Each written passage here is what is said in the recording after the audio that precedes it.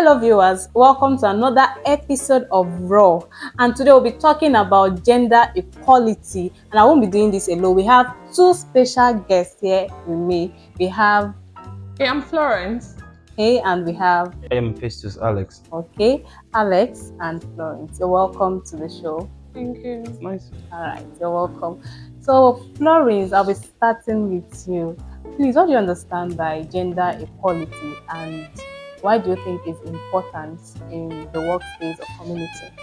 Okay, first of all, what I understand by gender equality is that, as we all know, I call gender equality a lens than it's watching. Example, like I feel gender equality gives opportunity for every kind of gender, every individual to actually exercise their rights to any extent they want to. So why I actually feel it's very important in workplace and community. For example, at community, I feel it ensures social justice and human rights. Then for workplace, it encourages productivity because when all genders are being inclusive in whatever is going on at the same level, it ensures productivity. Okay, that's nice. So Alex, what do you understand by gender equality and why do you think it's important in the workplace or community? Okay, so I think gender equality simply, my own term simply means flatten the curve. So for both male and female. So ensuring that you also you remove all the whole barriers. There are no preferential treatments. Every gender have the same playing ground to operate on. So and why I feel it's important in the workplace or in the community is because first of all, you begin to dismantle the forms of um, gender-based violence. You begin to dismantle every form of harassment, discrimination. So at the community level, you also begin to dismantle patriarchal system. I wouldn't want to begin to dive into feminism, but yes, that's what gender does in the community. So it gives everybody in the community, it gives them at that edge that everybody understands that, okay, I think first of all, we are humans and we operate as humans first. That's nice. So to you, Alex, what do you think are the barriers of gender equality? Or what do you think are the barriers in achieving this gender equality? Okay, to the best of my knowledge. So I think first of all, one of the barriers would be our let me call it we have our norms. You understand the norms. So first of all, our societal norms, first of all, is one of the barrier.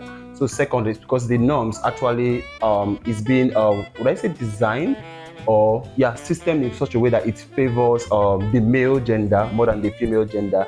So then I think also one of the barriers also we'll have in workplace is lack of policies that actually promote and support, you understand, gender as well. Yeah, so I think another barrier would also be religion. Yeah, so religion would also be a barrier. Yeah, so an instance is let me use um uh let me use a situation where you have in Christianity, as for instance. Okay, so take for instance, let's use Christianity and as for example, where you have when you go to church, you understand what the pastor preaches or what the Reverend Father tells you is okay. As a woman, you should also understand that the man is the head of the family. As a woman, you should understand that what your husband says comes first. You understand. As a woman, you should understand that you need to position yourself in such a way that you understand you give honor to your man. So they don't preach as a woman, stand and maximize your potential as a woman. Yeah, so I think that's part of the issues we have. Churches, they don't allow a woman to be a leader in the church. Yeah, it In fact, happens. Yeah, so that is also part of the social norms that I'm talking about. Yeah. okay, thank you very much. So to you, my darling, what do you think are the barriers? Okay, first of all, he has actually said one of the main reasons why we can't be able to achieve this gender equality to an extent now. So, as we all know, norms are something that we are there before we are born, and it's not something we could just wake up one day and decide we want to change. So, I think lack of education around gender equality and how it actually benefits both individuals is, I think, is one of the problems we are actually having too. because when you are able to educate these leaders, these people that you feel that put such a very big influence in influencing gender equalities, when they have these educations and feel that yes, that there is need for change, I think it's going to go a very long way. So I think the lack of educations too around equality is one of a very big barrier in achieving gender equality. That's nice. Okay. I also start to Alex. Okay. How do you think we can create a more space or society of that can accommodate gender equality? Okay, a more space or society that can accommodate. Okay, so let me take it from the general community or society point of view. So first of all, we need to intentionally go into making policies, you understand, that promotes gender equality. You understand, how do we do that? So I think there was this particular, let me cite an example with the issue that happened in, I think, Kenya, where you see lawmakers making laws around sanitary pads, where you see lawmakers making laws around abortion's right. So, and when all of these things happen, and I watch some of these clips, I begin to wonder. So, why do men? Yes, I'm a man. So, why do men sit and make decisions over something they know nothing about? So, have you been a woman before? So how do you know, you understand, where these women are coming from when they complain about abortion's rights? So as a lawmaker speaking about or making bills or laws around sanitary pad, for example, so are you a woman? You understand? So first of all, we need to start from there to begin to develop policies that promote these things. So another thing we also need to do is also to begin to dismantle all of these social cultural norms and all of that. You understand? So we need to begin to reorient ourselves on how we should know better, because we should begin to tell people that first of all, treat people as human beings and understand that we operate as a human and not necessarily as seeing one particular gender as superior and the other one inferior.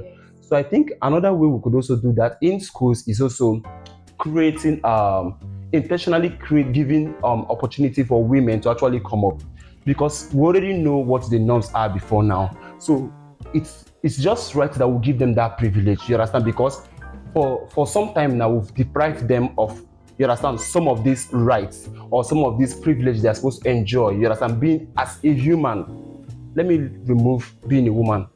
You understand? For now. So the privilege they're supposed to enjoy as human. So we need to intentionally begin to give them that space to actually encourage them to actually come up and take up leadership positions. We need to begin to give them that space, you understand, intentionally give them that space to take up some leadership positions regardless. So why am I saying this? I was opportune to have conversation with a particular vice SUG president of, I wouldn't want to mention the name of the institution. So, and then when we were conversing, she made a statement like, okay, I think in the next election, I think you already know, she was discussing with her colleague and she said that, you know, that them who are women will have to come together and pick a particular girl who should run for the position of a vice SUG president, since the guys will do their thing and get somebody for the SUG president. So I'm like, why?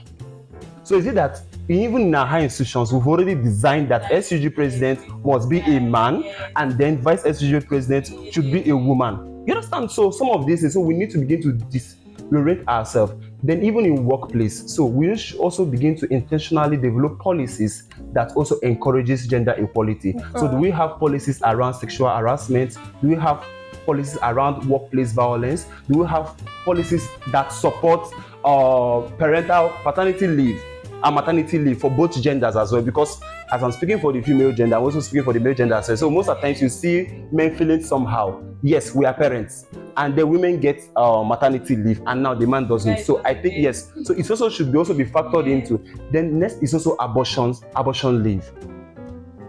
Yes, please. We as Nigeria, we as people should begin to make research around some of those things. You understand? Yes, because there are so many circumstances that might lead a lady into having an abortion. Course, yeah. You understand? So we should begin to consider abortion leaves as well at this part of the country. Yeah. So and another thing again. So what about leave for women who go through menstrual cramp? Because it's a situation where women undergo some of these things, and then they can't even come to work, and then it becomes a problem. And that's why most of the times when you go to some organizations and you begin to ask them questions, when you interview some of the male bosses, and you ask them, why don't you like having women in some leadership positions, they will tell you because of some of these things. I think at some point they might get pregnant. Yeah. At some point, you understand, they might start having issues around menstrual cramp and all of that. So I think when we begin to put some of these policies and systems in place, then why not could achieve gender equality in Nigeria? Yeah. That's actually nice. So, Florence, do you have anything to add to what? Okay, so I don't really have much to add because I think he has already spoke my mind. But what I just want to make known to persons listening is actually like there's nothing like inclusive practice, because if you don't include both these genders in whatever is going on, for example, probably in the communities, we tend to probably let the men take charge than the female. Sometimes these persons are not, like you said, these persons are not being able to speak what the mind of these ladies are. The ladies are not being able to speak what the minds of these men are. So there's nothing like bringing to the table the persons that has these issues. Let them be represented, let them be voice of these persons, so that both genders will actually be how will I even say represented so well. So I think that's just all I have to add. For that. So to you, Florence, can you share an experience where you witnessed or contributed to effort promoting gender equality? If so, in regards to that, I've been in a table where for example, we've had trainings and education and awareness campaigns around gender equality. Reason being because we have witnessed a lot of complaints especially from the female gender. It's not like we don't get complaints from the male gender anyway. I'm not trying to cite any particular gender, but we have been able to get complaints in regards to, for example, when it comes to education, we feel that our parents tend to push our male siblings to go to school because they feel like because they have more responsibility letters in the future. So I have been able to advocate for some persons like that and sit in the table where decisions around this has been made. Another thing is that okay, fine, I've been able to, like, from my experience, I'll share a story with you. Okay, I met a young lady. She actually wants to start working, but because she has to take care of the babies, do the housework, her husband don't want her to actually get any work. I won't call names, but I can promise you this lady, she's a nurse. She's a nurse.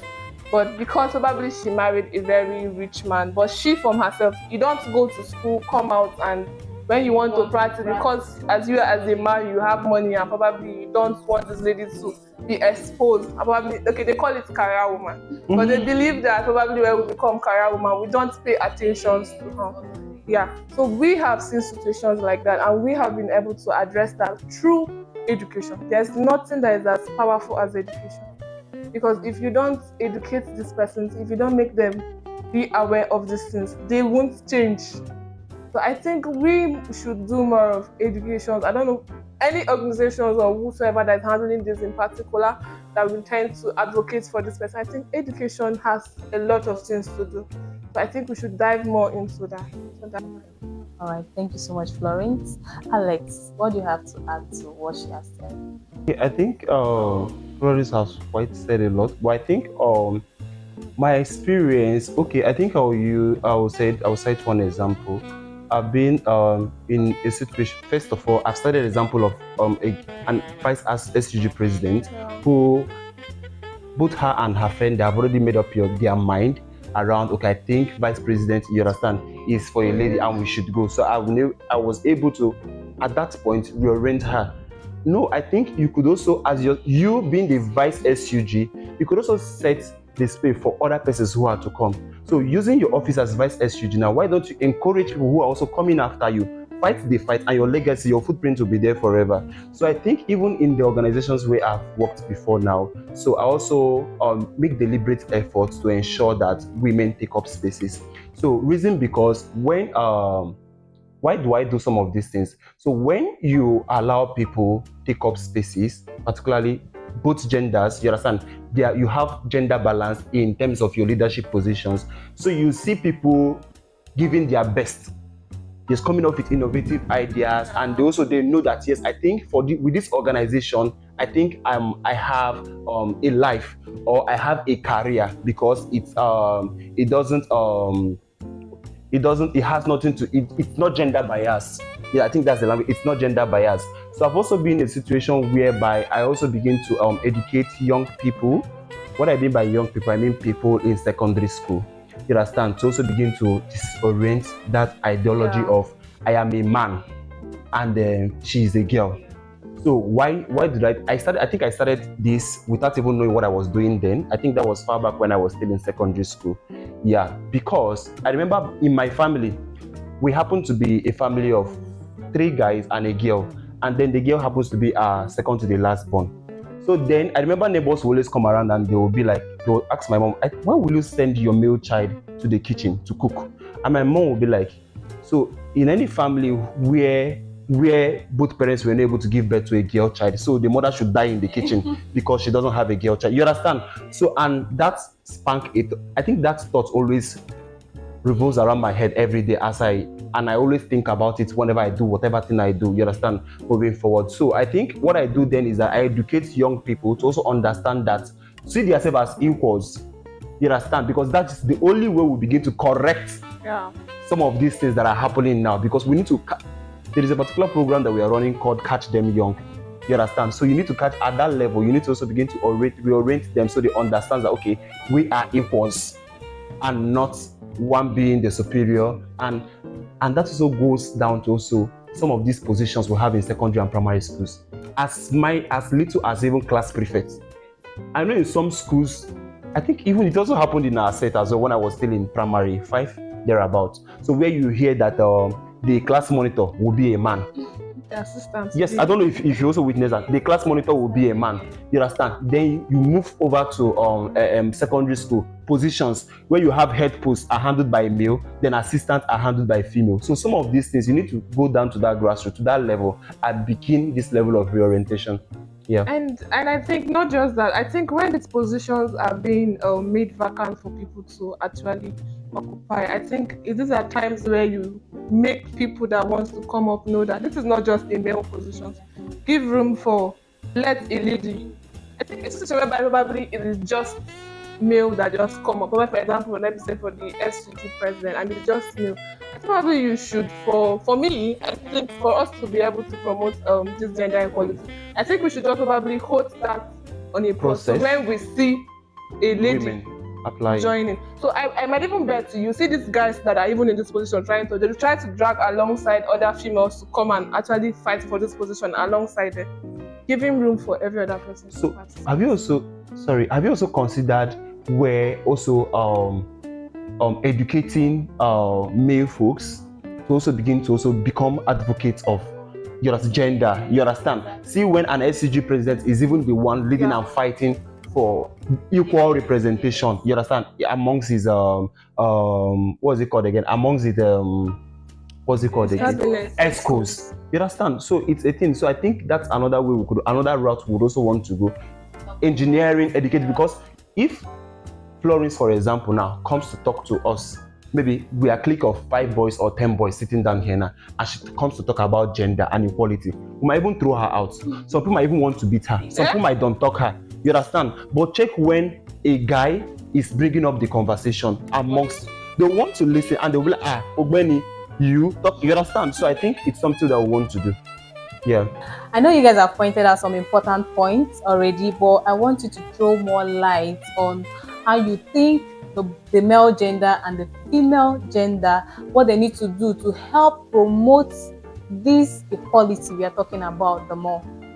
Let's point it out, what you think the male gender should do and what you think the female gender should do to help promote this equality we're actually talking about. Okay, I think basically working separately, there is nothing they can do.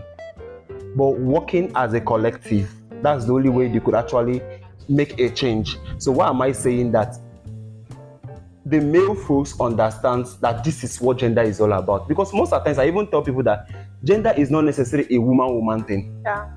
Because these are something that we don't even get to even understand.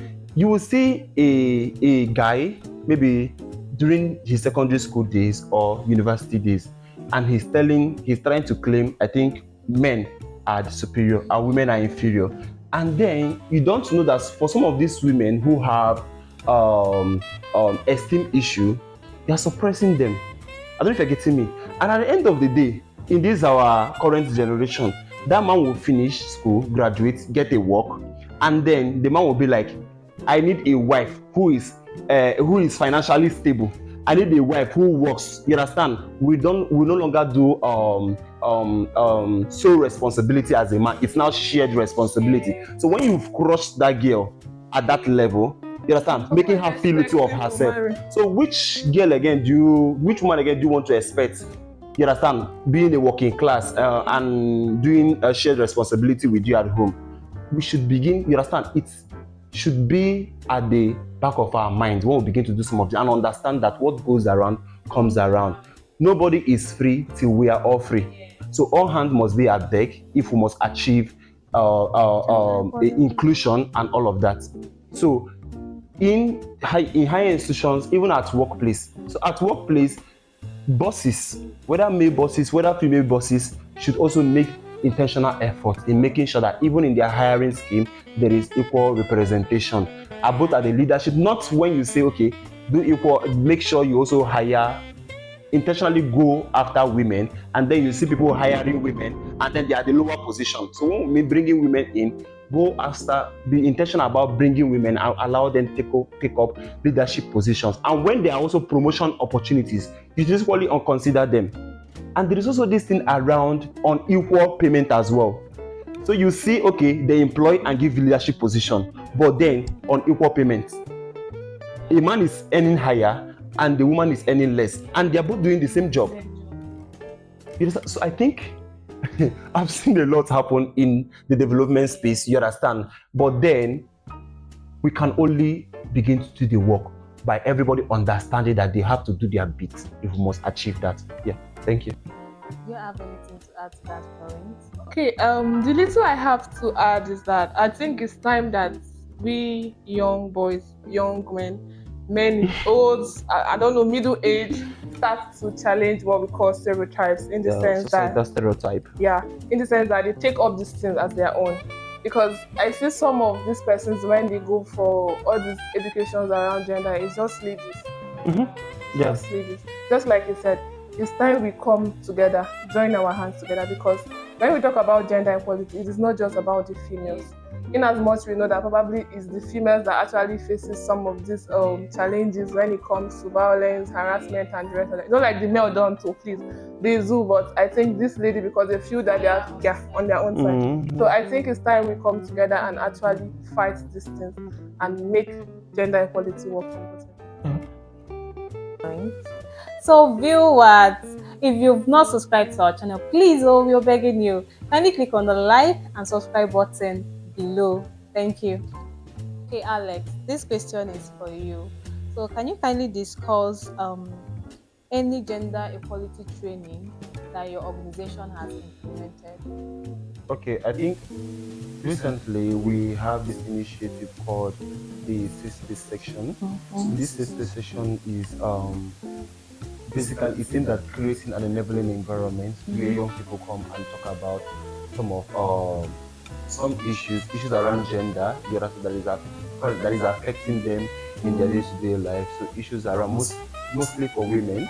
Yeah. So we also have the Safe section, which is an enabling environment where young people of both genders come to talk about issues affecting them and how they could also begin to promote gender equality as a collective. Yeah. We also have what we also call feminist cohort.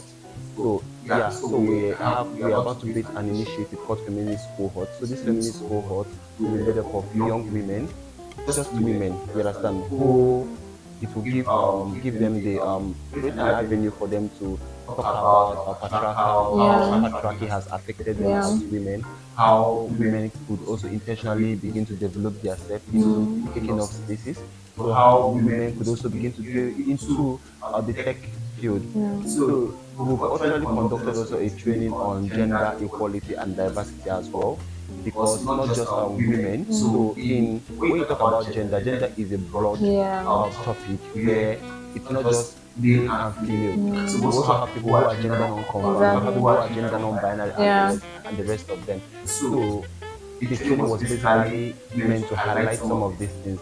Then recently for myself, I just came back from a feminist leadership training. That was the training was targeted at young people, young feminist leaders, to also equip them more on how to continue to advocate for the rights of women and encourage gender Yes. equality in ensuring that in their workspace, you understand, they have this leveling playing ground for both genders to Yeah. actually pick up opportunities and maximize their full potential. So, Florence, this question is for you.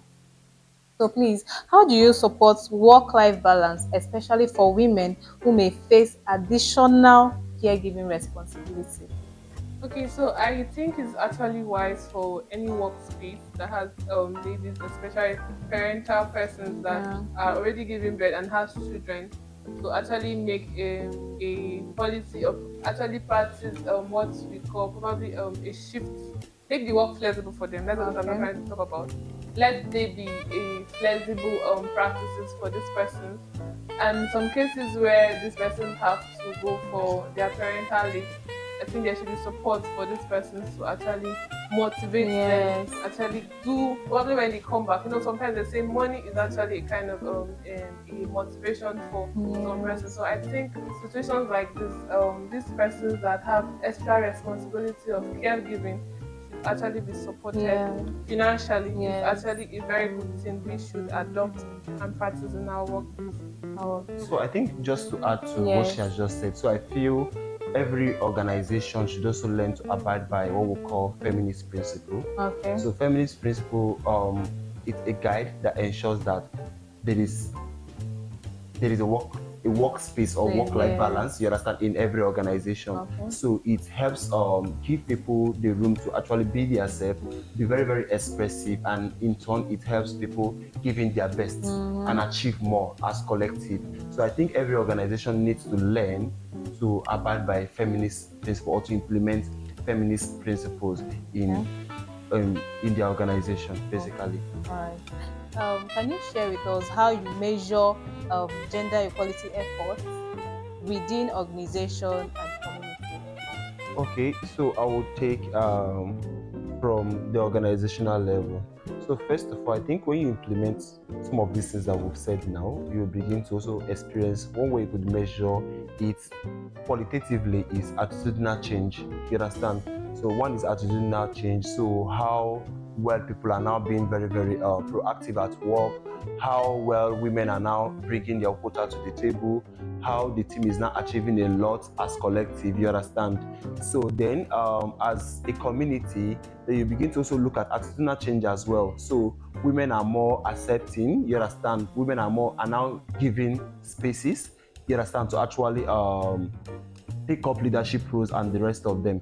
So I think that's just one way that we've actually measured gender equality. You understand, in the workspace, and yeah. So, Floris, there, please, can you share with us what strategies that you've used or you've tried using to engage both male and female about gender equality? Okay, first of all, when you talk about strategies and you want to engage these particular individuals, it's very good that first of all your environment matters a lot. You should at least be able to provide a safe environment for these persons to carry out whatever training or educations you want to do. Another thing is the language, the way you speak to these persons. You know, there's a way you engage them in this in a very youthful language. These persons are tend to actually learn and actually probably exercise and respond to you. This knowledge has been inculcated as well. Another thing is a process where we have probably strategies we actually adopt as well, probably in conferences or probably during workshop training around this gender equality, we give room for them to be participating in the sense that we give room for them to voice out what they think is the right thing to do and how to go about this thing. We give room for probably group works, and this person tends to voice out their mind, tend to say these are the things they feel they need in this community, just to make sure that gender equalities are being achieved. Alex, do you have anything to add to what? Yeah, so I think just like she has said, during conferences, you could also begin to create side events, you understand? So mainstreaming side events to ensure that this conversation around gender equality keeps happening. So another one would also be organizing maybe symposiums, you understand, organizing webinars to talk about this issue. You could even organize dialogue as well, community dialogue, tackling, addressing those structural barriers, you understand? So bringing those elders, those village elders, bring them on board, bring young people on board, bring women, bring girls. So let them talk about the issue, you understand? So let us fight, disagree to agree, you understand? So because I feel that's just one way forward.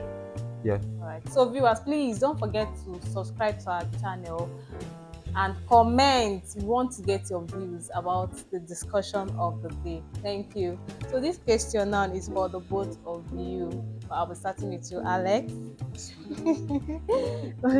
Okay, so what advice would you give to an individual or organization that is starting their journey towards gender equality? Okay, I think one advice I would give to myself as well, because I believe gender is still broad. I'm still getting to learn about gender equality. So I think one advice I would give to people like myself would be, one, you need to keep an open mind to it. Yeah, so you need to keep an open mind to the conversation, because just like I said, it's very, very broad. And then discussing gender might swing you into a direction that you don't even see yourself, into conversations that you don't even see yourself having in the nearest future.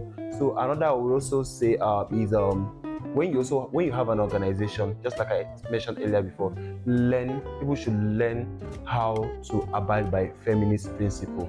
It's a whole lot. I know the male folks might want to disagree with this, but when you have feminist principle, is very, very welcoming. You understand? It's very, very welcoming. It supports both the male folks and equally the female folks. So an example of the feminist principle would be flattening the curve. You understand? When you flatten the curve, take for instance, that it dismantles, feminist principle doesn't necessarily agree with this hierarchical thing in organizations. It flattens the curve. So me at that level, when there is a proposal, or there is a particular work we are working on or want to develop, and then want to share ideas, so me at that level can easily come up and talk about the idea I have. So but in that hierarchical structure, you have to pass it through your boss, and then your boss passes it through to the next boss, and before it gets to where they are developing that document, so many information might have left or dropped at it. So it flattens the curve for everybody to contribute their own quota directly. Then what this feminist principle also helps is that it also helps reduce certain level of toxicity in workspace. So people are freely expresses themselves. There is no sama singing everywhere around. You understand? So feminist principle also allows people. It also gives people the freedom to be very, very expressive. It has to live their truth while also working. Yeah. So I feel every organization that is starting should learn to also work by feminist principle. It helps a whole lot. Okay. Yeah. Just to quickly add to what he has said, as an individual or an organization, first of all, I think there's nothing like inculcating yourself with knowledge around gender equality. And after that, I think it's actually wise for you to set out your objective and aim. What do you intend to go? How do you tend to achieve this thing? And probably after that, I think it's nice for you to actually relate with other organizations that actually have been there before you, know what they're doing, pick up ideas with them. If it's possible, partner with this person. And I think at the end of everything, it's actually wise to actually monitor your progress. It's a very good thing to monitor, because if you don't monitor your progress, you see at the end, you don't even know what your challenges are. You don't even know when you're achieving what you want to achieve and stuff like that. So I also think, that another thing again is, many organizations work around gender equality and the rest of them, but then there are no mechanism in place to actually for people to begin to report issues like this when they happen. So I also feel every organization should also have like this A system in place confidential where people mechanism. can easily report issues around gender inequality, issues around gender inequality, issues around gender-based violence, you understand, and abuse and all of that. So when it happens, so there should be a system in place where people can actually report anonymously, you Yeah. understand, yeah, so anonymously report issues of gender-based violence, and then there should really be a system in place to also respond to these issues. Because one thing is for me to actually report issues of gender-based violence or sexual-based violence, and another thing again is response. You see people reporting gender-based violence, and then it takes like 2 weeks for people to actually attend to some of those things that were dropped into the suggestion box or whichever mechanism the organization choose to adapt to address some of these things. And then in the organizational constitution, or be it policies and all of that, there should be defined streamlined penalties for issues like this where then happen, you understand. And then also there should also be like an orientation. So when people are employed to your organization, there should be a certain level of orientation where you walk them through policies, the do's and don'ts of the organization. Yeah. Because when people come out from a particular system and come into your system, when people leave their previous place of work and come into your system, it's important you walk them through your organizational culture and they understand that in this particular organization, this is the way things are being run here. Yeah, thank you. Thank you so much. All right. This last question. So this So this last question is actually for the both of you. So I just want you guys to throw a little light. Okay. Okay, Florence, let me start with you. Okay. How do you address resistance to gender equality initiative, especially in traditional male-dominated environment? Okay, I think this is a very big question, but for me, I think for us to actually address it, like you mentioned, traditionally, I think there's nothing like involving these community influencers. I think first of all, it's what we call lobbying. We try to bring these persons in, educate them around this thing, because I think without them, a lot of persons tend to listen to their leaders. Then when it comes traditionally, religiously, they tend to hear what their leaders talk about. So I think what we need to do, first of all, education and awareness is a very good thing we need to do. And their involvement. I think them being also able to preach these things to these persons will actually enable us have what we call this gender equality as well. So that is just a few I can talk about. Yeah, so I think I would want to stress on a particular point that you've made, which is lobbying. And lobbying is one, and another thing would be allyship building. You understand, building allies, because that's the only way. Because you already said in a male domineering, so which is they are all men. So the only way you could break into that cycle is by building allies. So how do you build ally? Start one by one, educate them, sensitize them, reorient them. You understand? So make them see reasons why this should work. So when you start that, so that particular person that you've sensitized, you understand, also takes it into that cycle. And then if the conversation used to be, no, let us men, no, women should not do this, no, women should not do that, and then you've built ally, you understand, and then you do love your lobbying very, very well. So the conversation might change a bit. Then instead of let us women, you could start hearing conversation, okay, what if we should allow one or two? What if we should just allow this and this situation? Let us give, you understand, let us allow this. I think this should be allowed. I think this other rule or law should be allowed and all of that. So I think by aggressively going into lobbying and also building allyship, I think we could actually break the wall and begin to penetrate. Yeah. So thank you so much. It has been so lovely and interesting having both of you here in the studio. But before we leave, we'd love to get one word from you each to our viewers. Starting from you. Alex. Yes. So okay, I think one last word would be, I would want young people, particularly the male folks, not to just talk about gender equality. I think they should walk the talk when it has to do with gender equality, because just like as I have said before, nobody is free till we are all free. Thank you. So one last from you. Okay, one last thing I would like to say is First of all, I want to appreciate you for actually making such opportunity and allowing the viewers at least inculcate more knowledge into them, educate them, because I think this is an avenue for a lot of persons to learn a lot of, because I believe some persons out there don't even know that they have right to do something. So I think first of all, I just want to tell the viewers out there, you are equal to anybody, whether male or female. You are not limited to any particular kind of activity. You yourself, in cases of any places or probably you find yourself anywhere you are being suppressed or something, I think there are places you can actually channel your Grievances. your reports to anyone so that your cases can actually be taken up. So don't lock up yourself, whether female, male. I've heard sometimes they say we don't talk about men. Men, they are very important to us as well. So if you are a guy, you are a lady, you feel there are challenges, you feel there are things that you have been suppressed emotionally, physically, I don't know what it might be. There are channels where you can report this, and I feel your case will actually be responded to. Say Jesus. Thank you so much. So, thank you. So, viewers, this is all we coming to the end of the show. Don't forget you can be part of this great topic by dropping your opinion under the comment section.